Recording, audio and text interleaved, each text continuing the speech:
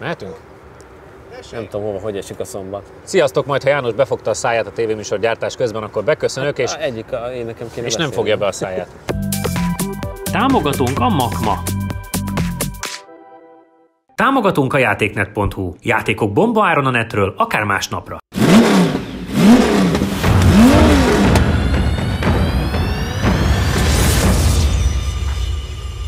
Nagyon-nagyon régóta kértétek, hogy a pályatakarító gépek legyenek az adásban. Én ennek nagyon próbáltam ellenállni, balomon nektek jobban található Csabival együtt, aki nem annyira hajlandó ezeket vezetni. Viszont János örömmel autózgat, és szeretnénk bemutatni, hogy milyen gépekkel tartják itt életben a kakucsringet. Két gépet láthatunk, János, kérlek mondd el, hogy azt tudom, hogy Csabi nagyon felkészült IFA-ból, de hogy melyik mit csinál a pályán? Hát alapvetően egy mind a kettő takarítógép, ugye az IFA az itt mögöttem, ugye egy ilyen kefe van rajta, amivel gyakorlatilag a nagyobb port, mivel itt vannak rallycross versenyek is, ugye általában azután szoktak azzal takarítani, a nagyobb port ugye söpri le, és akkor szépen így a csíkokba így haladnak oldalra. Ilyeneket szerintem a városban lehet is látni. Tehát, és ugye az alapvetően én nem arra járok, akkor ezeket nem láttam. Ez ugye nem egy takarító IFA, hanem ez egy szippantós IFA volt, amire rárakták ezt az előlapot. Ugye annól, mikor még FKF-nél forgattunk, ott láthattunk ilyeneket, hogy a bizonyos gépeken nem az előlap volt. Itt is ezt vezették be. A másik pedig ugye ez egy ilyen Steyr nevezetű, ugye nem vagyok túl jó teherautókban, munkagép, ami szintén takarít, de az egy ilyen nagyomású levegőt fúj ki, ugye azért van rá ez a csodálatos felépítmény, hogy gyakorlatilag azt már a kisebb port fújják le vele. Tehát, hogy igazából először az IFA-val estek neki a pályának, és utána jöhet a Steyr. És nagyon sokáig dolgoztak az aerodinamikán, hogy a szárny az oldalra nyíljon, és ne hátra? Nem, hogy itt ilyen madárnak látszik szemből, egy ilyen nagyon könnyeden mozog a pályán, majd meg is látjátok. Hogy... Csabi, utána néztél az IFA-nak, kicsit mutasd be, mert én meglepődtem ahhoz, hogy mikor kezdték el gyártani. Mert azt tudjuk, hogy ez a keleti blokk, a SZOC újjáépítés egyik... Utána néztem, és... Nem, ugye 1965-ben kezdték gyártani az IFA-t, mint megtudtam barátunktól. Ugye keleti blokk Berlin mellett gyártották, fantasztikus jármű volt. Eleinte 6 literes motorra, majd 6500-assal 4 hengeres dízelmotor, aztán később azt... Sokat nem gondolkoztam. Hát ez a régi teherautókban normális. Az teljesen jó. 90 és 110 lóerő volt, majd később felhúzták 125 lóerőre. Meg azt hiszem, hogy valahol, azt is olvastam, hogy valamikor raktak bele egy 9 literes, 6 hengeres motort is a nagyon erős verziókban már. De a legtöbb... el kellett tolni a hegyet. Én azt hiszem, olyat egyszer vezettem. De a legtöbb a 4 hengeres. A hivatalos végsebessége az 83 km/h volt. Hát ezt itt nem fogja kifutni. Vagy hát megpróbáljuk, de nem. Úgyhogy szerintem messze leszünk attól most. Üresen vagy tele, mert igazából... Ugye... Üresen, nem megpakol. Hát az, hogy tele van kulával hátul, az nem segít. De nem csak kula, ugye ezen lehetne plató, meg minden, ugye billencs. Nekem nagyon tetszik, hogy ilyen multifunkci. Igen, egyébként. abszolút. De hozzátéve, hogy ugye ezeknek a gépeknek nem is a végsebesség ezeken a pályákon a szerepe, hanem tényleg, hogy lehessen söprögetni, hát más pályán is, a ringen is ott is egy... Az egy Unimog, nem? Ott egy Unimog van, de hát az sem ment szerintem 40-nél többet soha a pályán, de szerintem inkább ilyen 20-30-al. Ezeknek tényleg az a fontos, hogyha valami olajozás van, vagy valami történik a pályán, akkor le lehessen söpörni, valamint ugye a versenynapok között is, amikor rengeteg gumitörmelék, minden, amire panaszkodik mindenki, hogy tele van a pálya vele, azt ugye, mikor vége a napi programnak, akkor gyorsan mennek és elkezdik lesöpörni, hogy másnap reggelre, vagy akár másnap hajnalban, attól függ, hogy mennyi idő, de hát el lehet képzelni, majd a tempóból látjuk, hogy ha ezt az 1 kilométert elég sokáig tart megtenni, akkor mondjuk egy hosszú 4,5 kilométeres pályát mennyi idő, úgyhogy az 8-10-12 méter széles van, ahol 20 méter széles, és az egészet le kell söpörni. Tehát, hogy azért ezzel el lehet bíbelődni egy darabig, és akkor ennek vannak még fokozatai, hogyha így belemegyünk ebbe a pályatakarítás rejtelmeibe, mert ugye a söprűs autó, akkor ami fúj levegőt, és például Forma 1-re vagy nagyobb rendezvényekre lehet bérelni külföldről olyan gépet, ami nagy nyomásra egy ilyen vegyi anyagot spriccel az aszfaltra, az autó előtt, hasonlóan, mint ez mondjuk, És mögötte pedig mint egy nagy teljesítményű porszívó lenne, gyakorlatilag felszívja az aszfaltból, amit feloldott az a vegyi anyag, és gyakorlatilag ezzel kiporszívózhatod az aszfaltot. Ez egyébként annyira hatékony, hogy mondjuk a Hungaroring viszonylatában, amikor már minden tisztának tűnik, le van söpörve, már por nincs a pályán saját szemmel látva, akkor abból még a teljes kör alatt egy olyan 3 tonna homokot fel szokott szedni. Nagyon kemény. Úgyhogy azért ez még egy komoly dolog. Az az, ami a csúcs, annál nagyobb takarítás egyelőre nem megvalósítható, mert az már az aszfaltot is felszedné véletlenül. Akkor ezzel a népi ratrakkal, a mellettem balon látható stájerrel kezdjünk el játszani, és menjen valaki. Igen. A lelkesedés. Fú, hát nagy a csábítás. Meggondolandó, ugye? Nagy a csábítás. Az arcodon van, hogy te rá vagy izgulva. De Jani melegítse a gumikat. János, jó utat akkor. De várjál, aki tábortüzet rakok mellettem akkora, hogy... Megkérjük majd Indiánt, aki itt a pálya állapotáin és mindenért felel a legnagyobb gondok királyságot, hogy hát indítsa be a járművet, és Jánosnak mutassa meg, hogy mi fog történni, mert főleg szép. Ez az újabb, vagy az ifa? Hát meg akkor közben állítok egy leszorító erőt, tudod itt a... És azért most derült ki, hogy nagy kedvenced, hogy még jobb kormányos is. Tehát, igen. Sokkal jóból. Ennyi? Ez nem volt annyira komplikált beindítani. És pöcce indulni. De Jani, nem a te súlyodra van az ülés állítva, úgy nézem. Aha.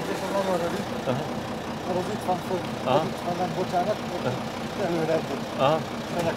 Pipiskedve próbálja hallgatni az információt. Nagyon jó. Aha, nem. Csodálatos. Majd az Indiákon Kerek is. Aha. Jó. A műszerfalon van egy kapcsoló, mert kézigázt tud adni. Azért kézigáz van.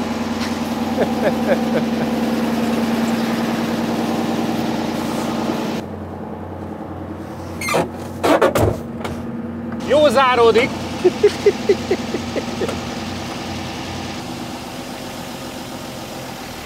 Kézifék!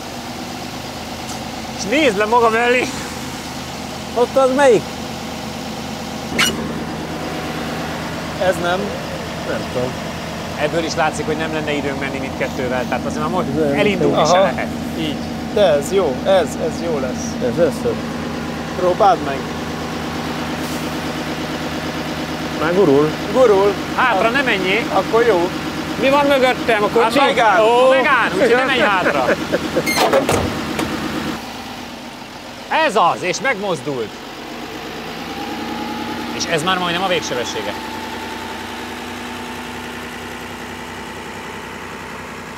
Hihetetlen mérnöki műremekek ezek. Ez valamiből valahogy összegyártott valami. Ez valami olyan összvér. A drónnak milyen nehéz feladata van, mert menet közben szokott átrepülni alatt, annyira ráér. Hát körülbelül előről, hátra. Ez a tempó. Hát most melegít. Még most a gumikat, hogy a oldaltartást, tudod?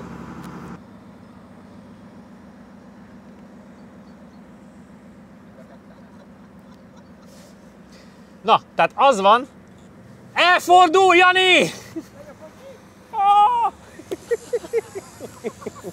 Szia! Legalább az meg! Ott már egyszer fölbontottam én a pályát, nem kell még egyszer! Szia, bazzeg!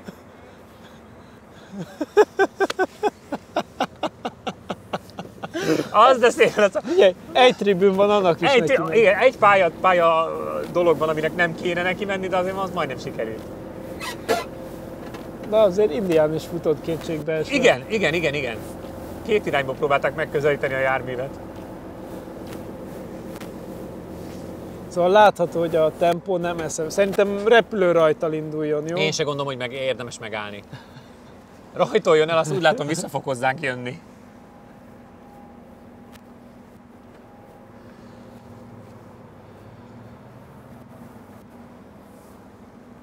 Most már nem meri ott hagyni. De már nem ül benne. Felemegy. Már megint nem ül benne. Nézi át félre. Hát az...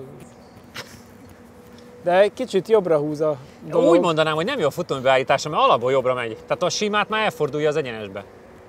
És most ott van valaki? Hát Indián majd összeszedi a terméket. Jani még idénre kifutja magát. Fia, hogy fog lihegni, mikor majd beszéltetni akarjuk? Na most egyből kérdez valami. Jó. Az első kiszállásod nagyon jól sikerült. És ha nem értél volna vissza, azért annak az egy terettárgynak, amit tribünnek hívunk, annak nekiugrott volna. De odaérek. Odaérsz? János, hát látjuk, hogy ezt nagyon okosan megoldottad, hogy kiszálltál belőle, hogy Indián menjen egy kört, és hogy tudjunk egy kicsit beszélgetni. Milyen élmény volt odállni a rajthoz? Hát ilyen még sosem volt, mondjuk így. Egyrészt ez, hogy gyakorlatilag ezzel a kézigázzal, így, nem tudom, nagyon furcsán lehet szabályozni az egészet, meg bármit csinálsz, úgysem megy. Tehát, hogy... De jó pofa egyébként, tehát, hogy azok amit nem hallottatok, hogy mellettem egy csomó kapcsoló, meg műszer van, a fogalmam sincs mire való. Az biztos, hogy a fújáshoz kell, nem? Igen. Támogatunk a játéknet.hu. Játékok bombaáron a netről, akár másnapra. Támogatunk a Makma.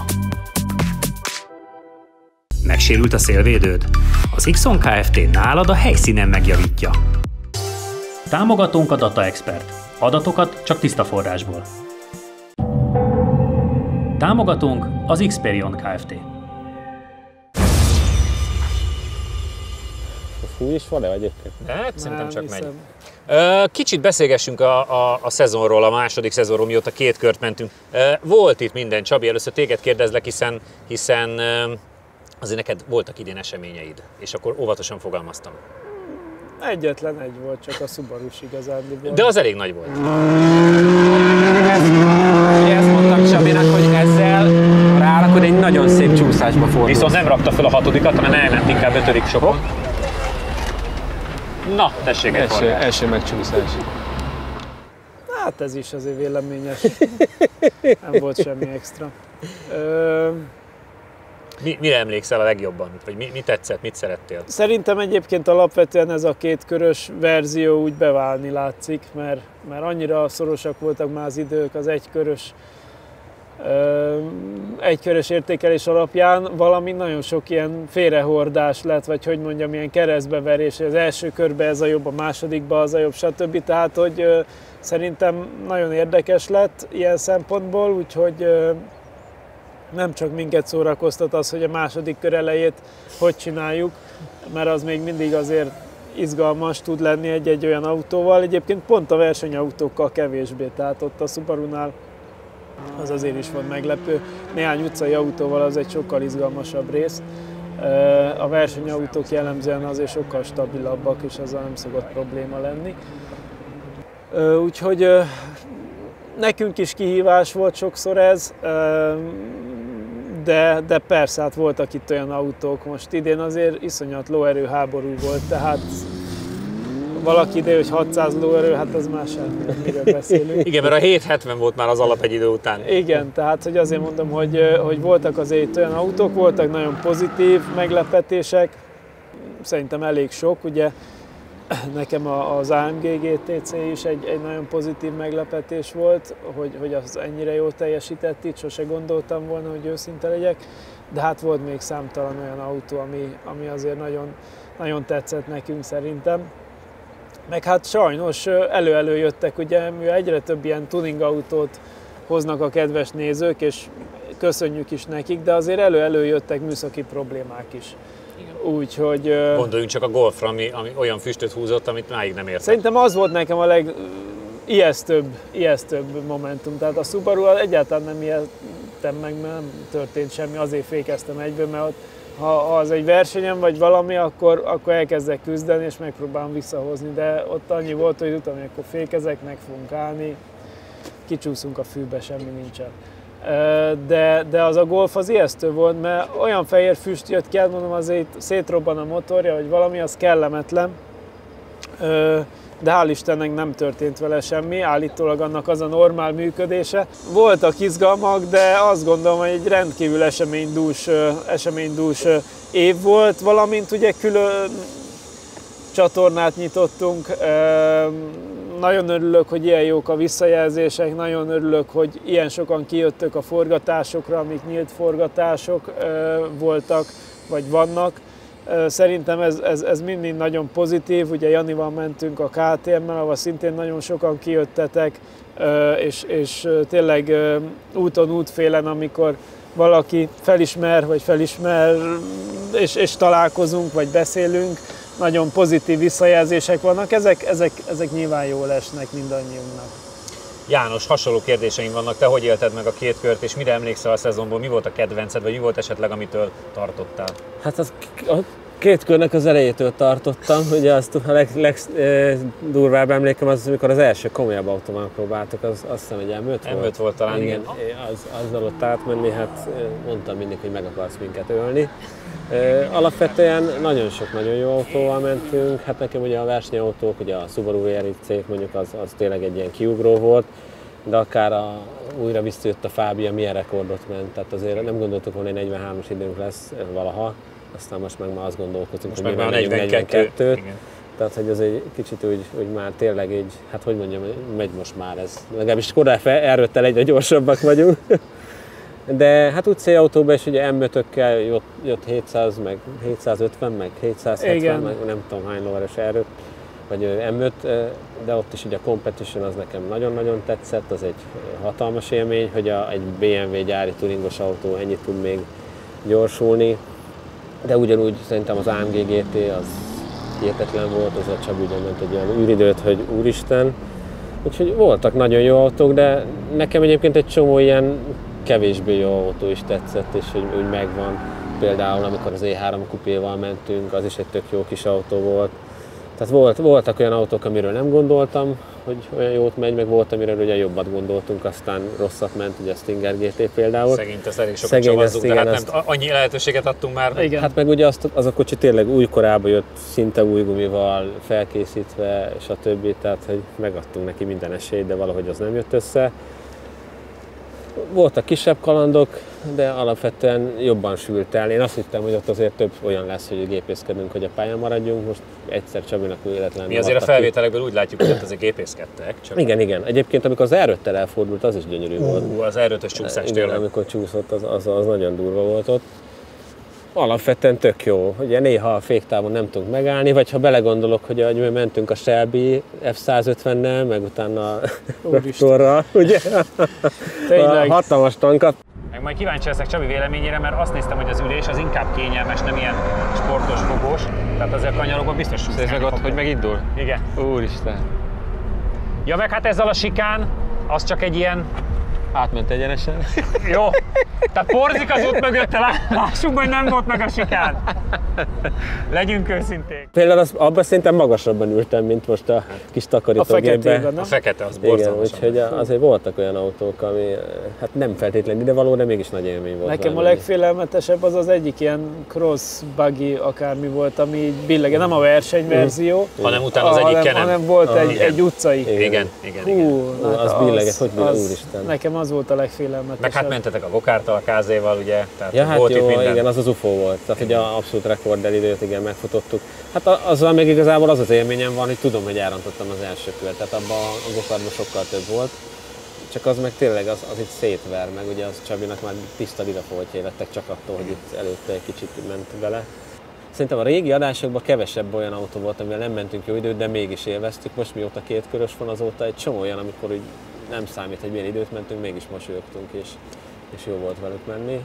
Az meg, amit mondott Csabi, hogy itt lépten felismernek, meg minden, hát én nem vagyok egy ilyen... János nem az az extrovertált fiú. Nem, én nem alapvetően nem ezért csinálok műsort, hogy felismerjetek, de tök jó dolog meg tényleg az, hogy a KTM-re annyian eljöttek, drukkoltak. A mai napig, ha valaki találkozik, gratulál, pedig nem mentem úgy, ahogy szerettem volna. De ez is nagyon jó dolog, hogy egy közösség kezd kialakulni körülöttünk, az, hogy most hajnalban forgatunk és már ülnek a lelátón. Tehát ez mind egy ilyen pozitív hozadéke az egész dolognak, és ez tök jó. Tehát annól, amikor ezt kitaláltuk, hogy ugye ez külön műsor legyen és hogy így legyen, szerintem mi se gondoltunk volna. Nem gondoltuk ekkora népszerűséggel, úgyhogy embereket mozgatunk meg. János, akkor téged visszaengedünk, hiszen már kezd visszatérni Indiana járműveddel. Fussál célba, aztán utána majd tér vissza azért. Hihetetlen köridővel. Hát majd kimérjük, igen, ezt a adásidőnyi 20 percet. Igen. De igazából menet közben is válthatnánk, tudod. Hogy a Csabi folytassa? Nem. Nem engedném oda. Szerintem te kihoztad ebből a maximumot. Én is azt gondolom, hogy ezt lemelegítettem. Főleg így, hogy majdnem megcsináltam a falat. Igen. Úgy, már felálláskor. Én szerintem hagyjuk őt célba futni, és zárjuk le a műsort, mert... Téged nem kérdeztünk, neked milyen volt? Én megmondom őszintén, hogy én nagyon remektem, amikor kitaláltuk a két kört. Nagyon jónak tartom, hogy változtattunk, és a visszajelzések tényleg azt mutatják, hogy mindenki szereti. De azért innen ülve nézni azt, hogy ti ott milyen tempókkal mentek be abba a kanyarba, az tényleg néha egy picit rázós. Ugyanakkor azt gondolom, hogy nekem a legnagyobb elismerés az, hogy nem csak felismernek bennünket, hanem az, hogy a mostani forgatásokra, amit csak jövőre látnak a kedves nézők, eljutottunk oda például a maira, hogy egyetlen egy darab saját autót sem hoztunk. Tehát már mindegyik csak felajánlás, már mindenki csak hoz. Ugye amikor elkezdtük a laptimingot, akkor mondjuk 80%-ban mi hoztuk a tesztautókat, és 20%-ban voltak felajánlások. És ez mutatja azt az erőt, hogy mit értünk el, vagy mit értetek el, hogy ennyire megbíznak bennetek mind a versenyzők, mind a nézők, hogy mindenki oda meri adni az erősebbnél erősebb, különlegesebbnél különlegesebb technikáját. És én ezt látom a legnagyobb eredménynek, és ez az elismerés, hogy nem arról szól, hogy hát nem viszem ki, hanem hívogatnak úton útfélen, hogy itt van még 900 lóerő, menjetek már egy jó kört. Sőt, a legtöbb tulaj akár kamerában, akár kamerán kívül megkéri, hogy utána vigyétek egyet a saját autójával, hogy lássa, hogy mire képes, mert ennyire megbíznak bennetek, és én nekem ez a legnagyobb erő most. Ha János egyszer majd visszaér, akkor lesz jövő héten is műsor, addig kövessetek bennünket Instán, Facebookon és természetesen a YouTube-on, iratkozzatok föl, mert az nagyon fontos, meg lájkoljátok a műsort, ha tetszett. Jövő héten találkozunk, sziasztok! Ha még nem tetted meg, most azonnal iratkozz fel a csatornánkra. Nyomd meg hozzá a kis csengőt, és így nem maradsz le a Lap Timing adásokról sem.